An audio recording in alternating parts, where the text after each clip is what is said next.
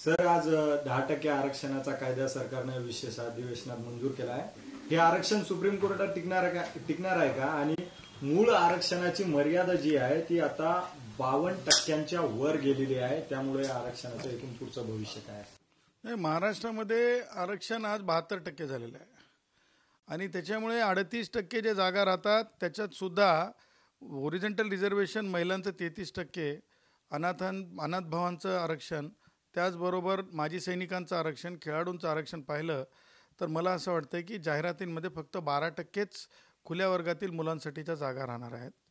आणि अशी जर परिस्थिती जी आहे ही अपवादात्मक परिस्थिती आहे खुल्या गुणवंतांसाठी. मग ते ब्राह्मण आहेत, मग ते क्षत्रिय आहेत, मग जैन आहेत, सिंधी आहेत, या सगळ्या भावांसाठी हा अन्यायकारी नाही का? भारतरत्न डॉक्टर आंबेडकरांनी कॉन्स्टिट्यूंट असेंब्लीमध्ये काय सांगितलं होतं की रिझर्वेशन मेजॉरिटीन झालं नाही पाहिजे. आणि म्हणून मला हे सांगायचं आहे की अशा प्रकारची आरक्षण देऊन जे काय आधारे आरक्षणाला तुम्ही दिला की कुणीतरी जरंगे म्हणतो की ओबीसीतून ठेवा, कुणबीकरण करा, ते होऊ शकत नाही माहिती आहे, तरीसुद्धा प्रमाणपत्र व शिरणी वाटल्यासारखे वाटले. त्यानंतर तुम्ही आज ज्या प्रकारचं आरक्षण दिलं ते आरक्षण कोणतं दिलं की जुना कायदा अस्तित्वात म्हणजे जुन्या कायद्याच्या अस्तित्वाच्या बाबतीमध्ये तुम्हीच क्युरेटिव्ह पिटिशन फाईल केलं.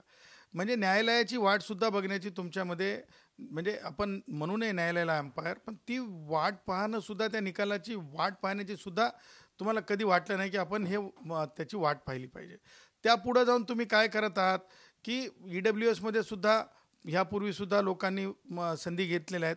त्यामुळं हे एकूण एका मराठा कार्यकर्ता म्हणजे आरक्षणाचा ज्या प्रकारे श्री शुक्रे यांनी काम केलं त्या आधारावर एक रिपोर्ट कार्यकर्त्याच्या रिपोर्टवर आल्यासारखं आहे.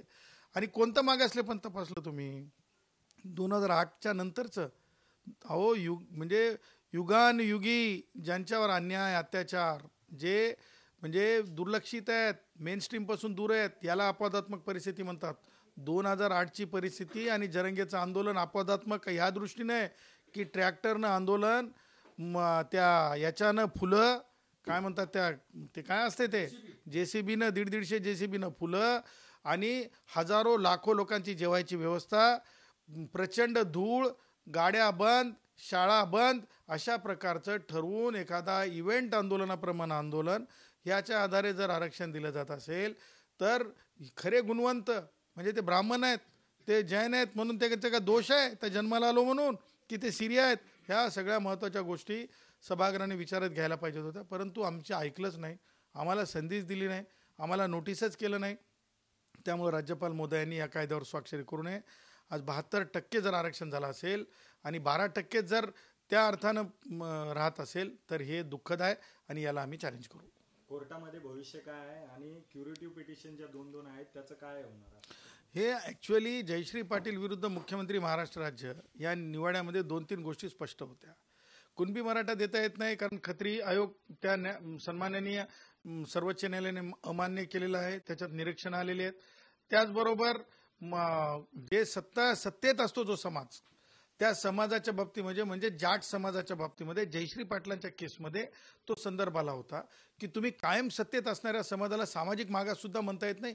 ही काही जरंगेसारखी स्क्रिप्ट नाही आहे, हे न्यायालयाचं निर्णयात म्हटलेलं आहे. आर्टिकल 141 आणि 144 खाली सभापती महोदय तुम्हाला सुद्धा बंधन आहेत.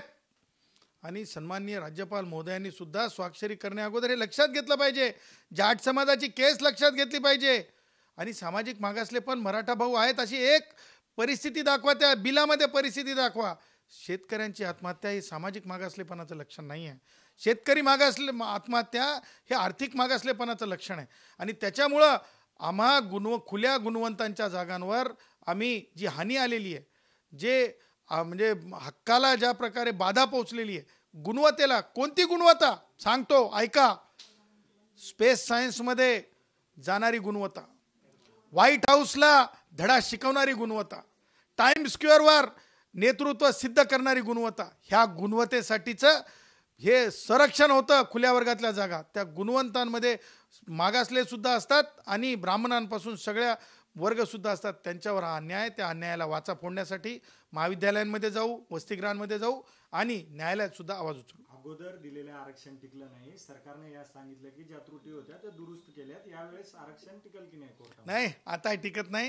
हे मी खरं सांगतो, मराठा भाऊ माझे आहेत, मराठा भावांनी लक्षात ठेवावं. हे कोण करायलंय? विखे पाटील. त्यांना विचारा की तुम्ही त्यांच्या जे मॅनेजमेंटच्या जागा असतात त्याच्यामध्ये किती मराठा भावांना जागा दिल्यात. विचारा कमल किशोरला, विचारा DY पाटीलला, विचारा पतंगरावला. हे तेच लोक आहेत जे सत्तेत बसलेले आहेत. ते लोक गुमरांग करायला आहेत निवडणुकीच्या तोंडावर. शरद पवार हे तेच माणसं आहेत, ते उद्धव ठाकरे हे तेच माणसं आहेत. सांगायचं तात्पर्य या मोठ्या माणसानं चालवलेलं गणित आहे. त्याच्यामुळं खऱ्या गुणवंतांच्या याच्यासाठी संरक्षणासाठी आम्ही उभे आहोत. क्युरेटिव्ह पिटिशनचं काय होणार? हे विलफुल डिसोबिडियन्स आहे, कंटेम्प्ट आहे. तुम्ही एकीकडे क्युरेटिव्ह पिटिशन पेंडिंग असताना ही तिसरी वेळ आहे. आता पहिल्यांदा तुम्ही लेजिस्लेशन आणलं म्हणजे ऑर्डिनन्स आणला, ते तुम्हाला माघार जावं लागलं. त्याच्यानंतर तुम्ही परत कायदा आणला, तो सर्वोच्च न्यायालयाने रद्द केला. आता ही तिसरी वेळ आहे. हे काय क्रिकेट मॅच समजली का? अहो, क्रिकेट मॅच तुम्ही पाहिली असेल, आमच्या काळामध्ये टेस्ट मॅच व्हायच्या, 8 दिवस ती मॅच चालायची. मॅरेथॉन, कोणती मॅरेथॉन? दाखवायला ट्रॅक्टर दिसायला शिक्षकाला, तरीसुद्धा ट्रॅक्टर नाही. दाखवायला की बिल्डिंग आहे, तरीसुद्धा झोपडी. याच्यातून काय मिळालं? याच्यातून सुद्धा हेच नक्की होणार आहे. आर्थिक मागासले पण, सामाजिक मागासले पण डंके की चोट पे नाही. सामाजिक मागासले पण कशाला म्हणतात? सामाजिक मागासले पण म्हणतात घिसडी भाऊ ज्या प्रकारे काम करतो, मेहनत करतो, मसनजोगी भाऊ ज्या प्रकारे, कुंभार भाऊ, सुतार भाऊ, कुडमुड्या जोशी ब्राह्मण असेल तरी एका गावाहून दुसऱ्या गावाला भविष्य सांगण्यासाठी जातो. हे सामाजिक मागासले पण आहे. हे कॉर्पोरेट पद्धतीनं तयार करून प्रिपेड कार्ड सारखं सुकरेसारख्या निवृत्त न्यायमूर्तींना काही काळ मराठा आंदोलनाचा कार्यकर्ता असणाऱ्या अन्यायांनी हे टिकू शकणार नाही, हे टिकणार नाही. हे डंके की चोट पे सत्य आहे.